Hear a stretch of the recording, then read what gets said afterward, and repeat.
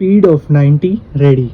આરોપીઓ વિરુદ્ધ આક્ષેપ પુરવાર કરવા માટે ફરિયાદ પક્ષે આંક 11થી ફરિયાદી જતીનભાઈ દીનાનાથભાઈ ત્રિવેદી નાઓએ તેમના સોગંદ ઉપરની જુબાનીમાં એવું જણાવેલ છે કે સને 2008ની સાલમાં હું મારા કાયમી સરનામે C4 પ્રિયદર્શની ટાવર જઝીઝ બંગલો 4 રસ્તા પાસે બોડકદેવ ખાતે રહેતો હતો અને તે સમયે હું એડવર્ટાઇઝમેન્ટ એન્ડ માર્કેટિંગનો વેપાર ધંધો કરતો હતો.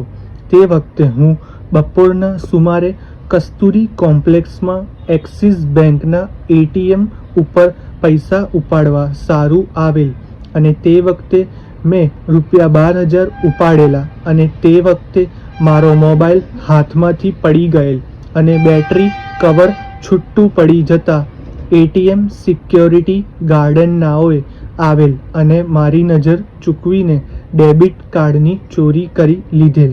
ત્યારબાદ હું મારી ઓફિસે આવેલ અને બીજા દિવસે મને ખબર પડેલ કે મારું ડેબિટ કાર્ડ નથી.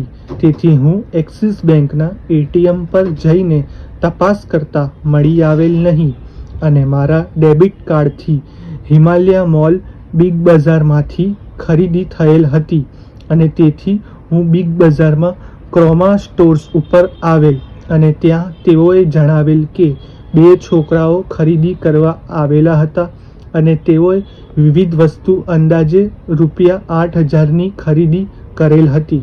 શું ખરીદી કરેલ તે હાલમાં મને યાદ નથી. આ ડેબિટ કાર્ડ કોણે ચોરી લીધેલ તે પણ મને ખબર નથી કે મેં ફરિયાદમાં લખાવેલ નથી. આ ડેબિટ કાર્ડ કોણે ચોરી લીધેલ મને તે બાબતે કોઈના ઉપર શંકા પણ ન હતી. મારું ડેબિટ કાર્ડ ચોરી કરનાર ઈસમ કોર્ટમાં હાજર હોય તો હું તેને જોઈથી ઓળખી શકું નહીં. બનાવ બાબતે મેં ફરિયાદ આપેલી ફરિયાદની ઝેરોક્ષ નકલમાં ફરિયાદી તરીકે મારી સહી છે જે આ કામે આંક 22થી રજૂ છે.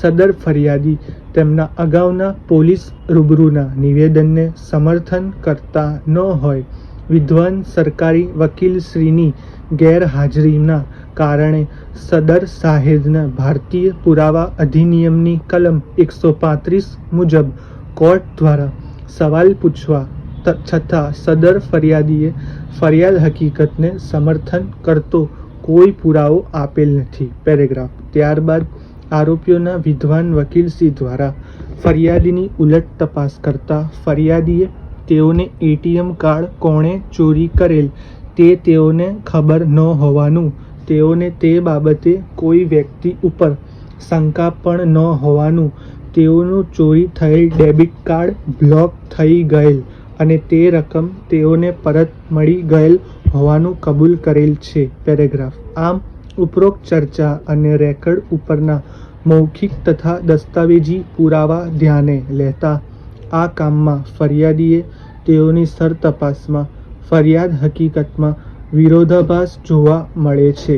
ફરિયાદીએ તેઓની જુબાનીમાં ડેબિટ કાર્ડ કોણે ચોરી કરેલ તે તેઓને ખબર ન હોવાનું તથા તે બાબતે તેઓને કોઈ ઉપર શંકા પણ ન હોવાનું તથા ચોરી કરનાર ઈસમને તેઓ જોયેથી ઓળખી શકે નહીં તેવું જણાવેલ છે તથા ઉલટ તપાસ દરમિયાન તેઓનું ચોરી થયેલ ડેબિટ કાર્ડ બ્લોક થઈ ગયેલ તથા અને રકમ તેઓને પરત મળી ગયેલ હોવાનું રેકર્ડે આવેલ છે.